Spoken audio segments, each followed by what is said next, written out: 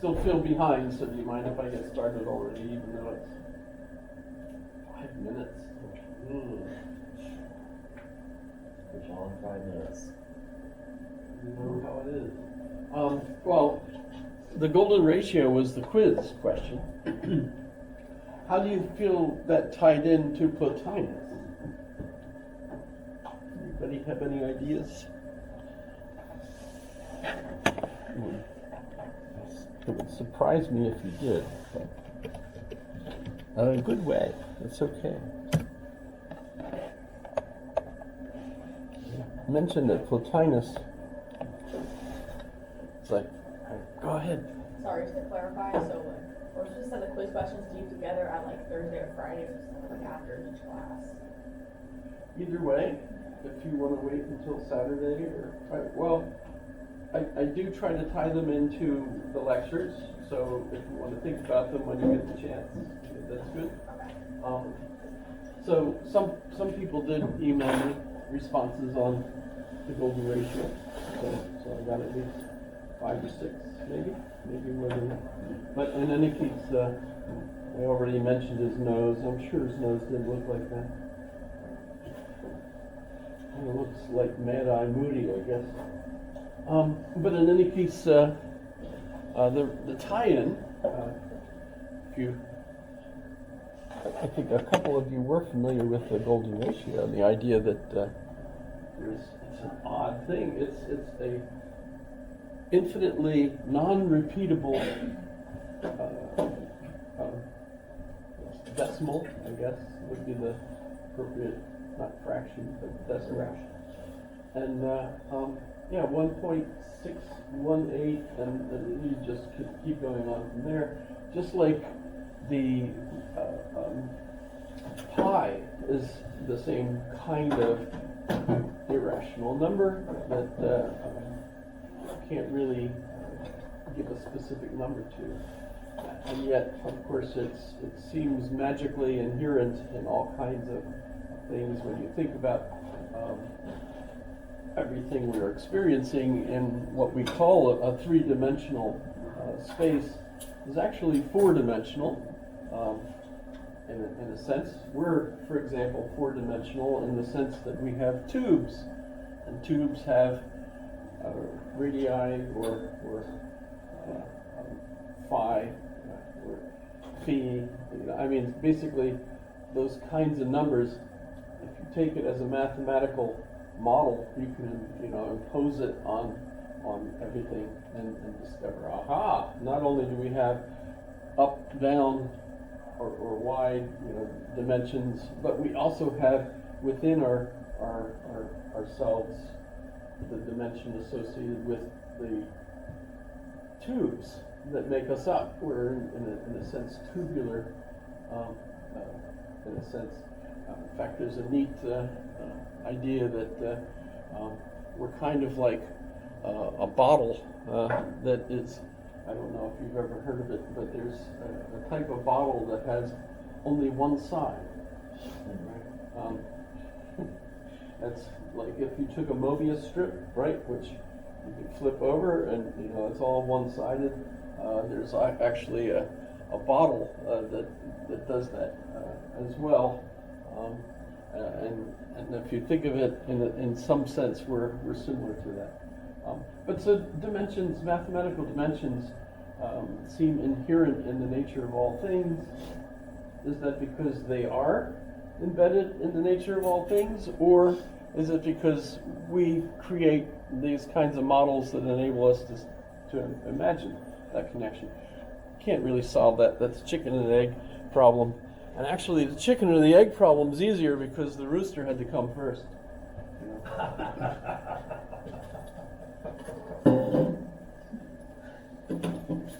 very sorry about that one.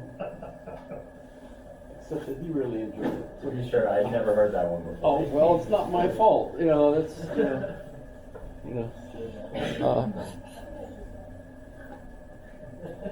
if other people didn't get it, don't tell them how it works. They might be too young. I don't know. In any case, so the neat thing about Plotinus is that Plotinus, remember, unlike Plato, thought that the connection between the ideal world and the physical world was actually a very direct one, that you could literally even move from the one to the other. And how does that work? Well, mathematics is an important part of his understanding of how that might work. You know, that in a sense the ideal world is right, present here because all these ideal dimensions are part of the physical reality. And that's the connection, literally. By the way, his most famous work, the Enneads, literally means the nines. There's 6 of them, but each of them contains 9 segments. So he's into numbers, and do remember too that Plato was probably a Pythagorean himself, and so there's probably lots of coded numerology kinds of things embedded in Plato that people could find. There are folks that think if they could find the original text that it's lined up in a way that every line is like 12 12 by 12 by 12, that there's a pattern to how the poems, or it's actually prose, but how it was set up. And remember too, even in every dialogue, there's the belief that the main topic of the dialogue is exactly dead center of the dialogue. I mean, there's all kinds of, fascinating stuff that doesn't really help anything, but it's interesting. And so Plotinus may very well have been influenced the same way, and so the connection is mathematics, and that's why I asked about the golden ratio. And see if you could catch. I mean, that is absolutely fascinating.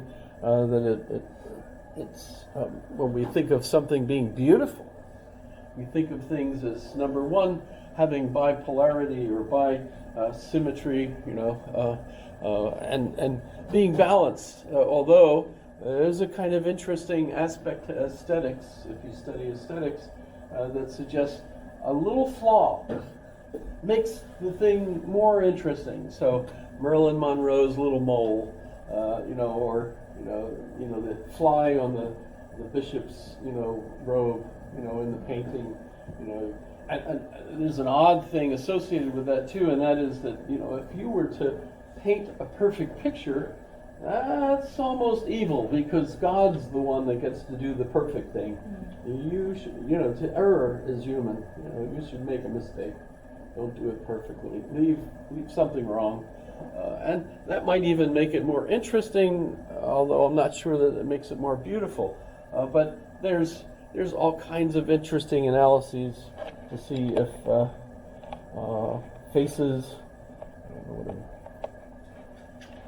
if faces are going to follow this kind of pattern. You could take it to excess, I think, but it still is interesting how it works that way. How many folks are familiar with fractal geometry? Fractals, yes, because fractals seem, they do the same kind of thing. When you look at nature, at least, the patterns keep repeating. You think of, what's the difference between a birch tree and a spruce tree? Well, they have a fractal pattern that repeats, so that the way the needles are shaped the way that the branches are shaped, and the branches are shaped the way the tree is shaped, etc., on those various trees.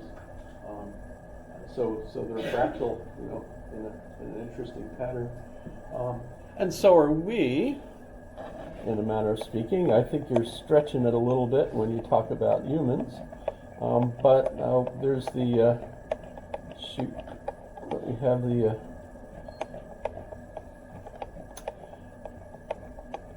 the Vitruvian Man. This is Penrose tiling. We'll talk about Penrose later on in the course. I'm pretty sure they ought to have the Vitruvian Man in here, but if not, let's just go Vitruvian And so the most famous one, it says the drawing by Leonardo da Vinci, but we now know that actually he stole it from a contemporary, so he wasn't the first one to basically draw that kind of thing.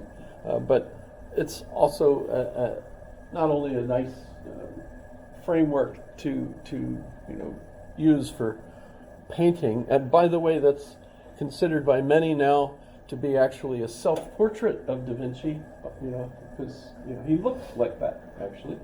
But the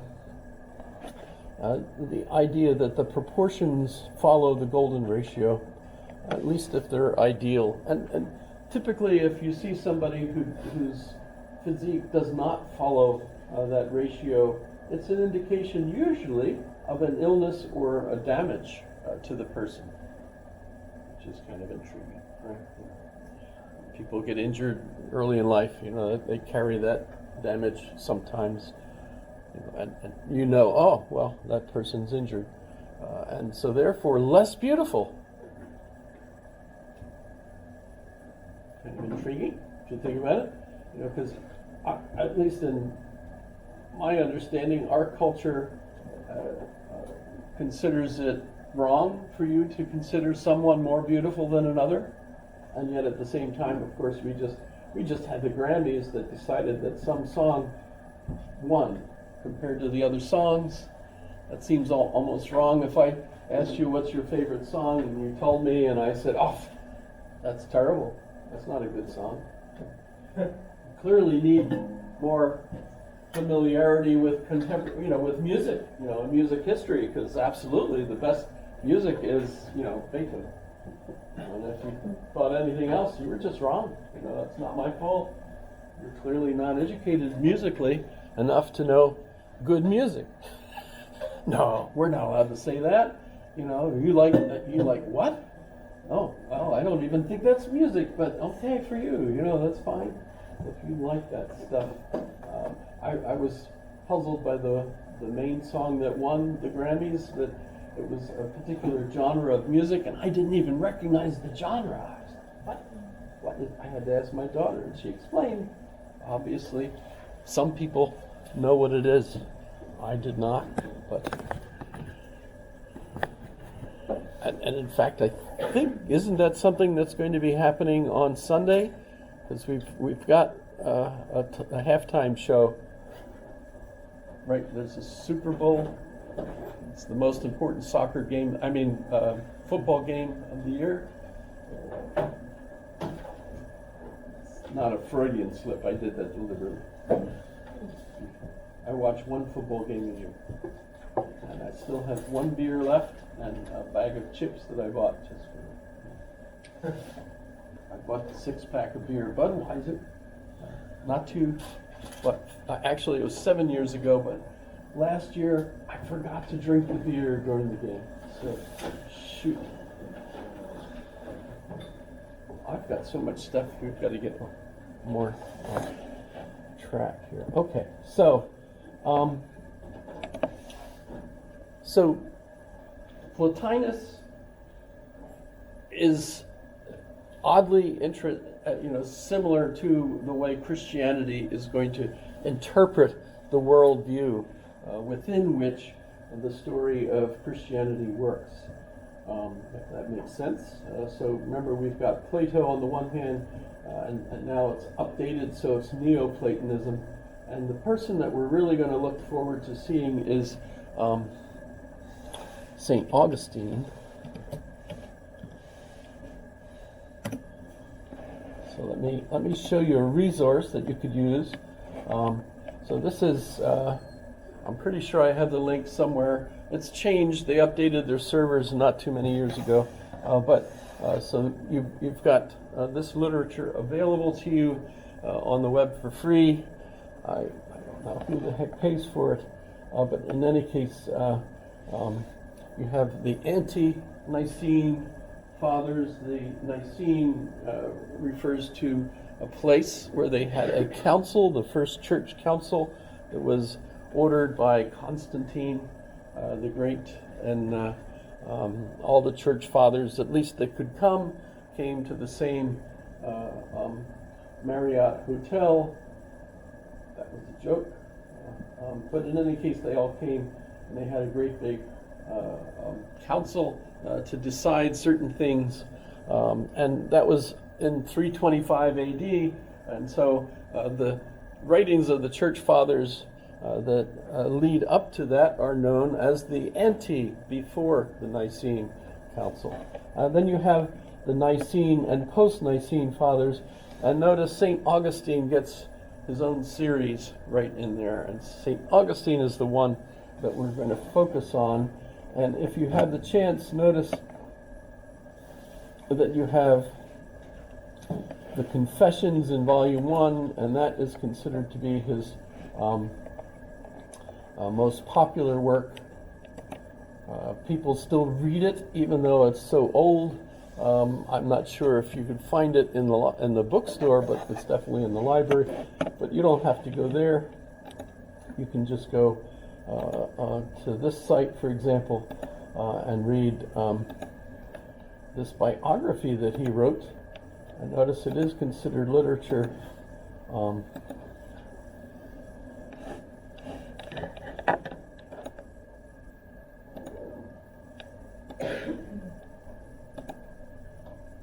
And so we have the events, etc.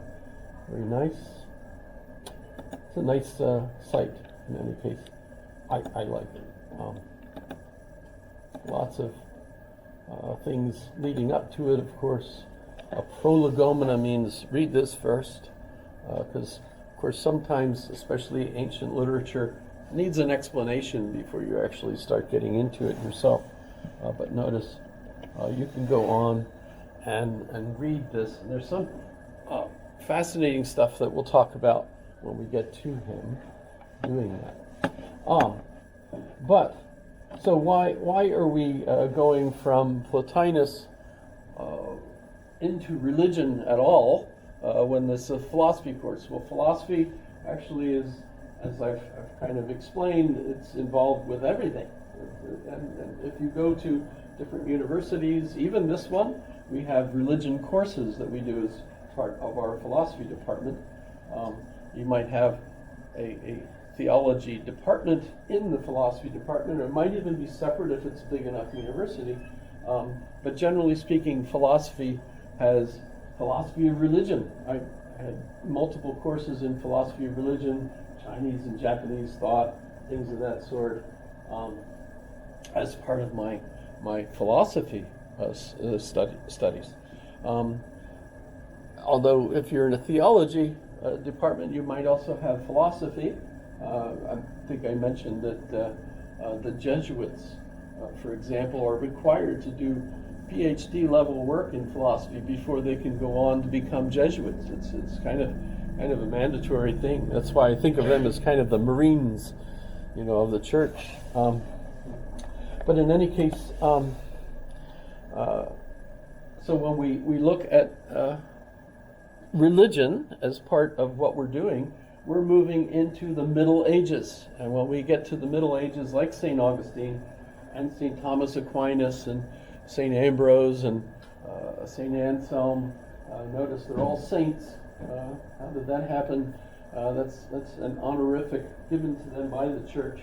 So clearly that's an indication that these are all Roman Catholic philosophers / theologians. You might want to call them theologians first or philosophers second, but what we're looking at is a period of time where theology and philosophy are commingled, so that you really can't do just one without the other.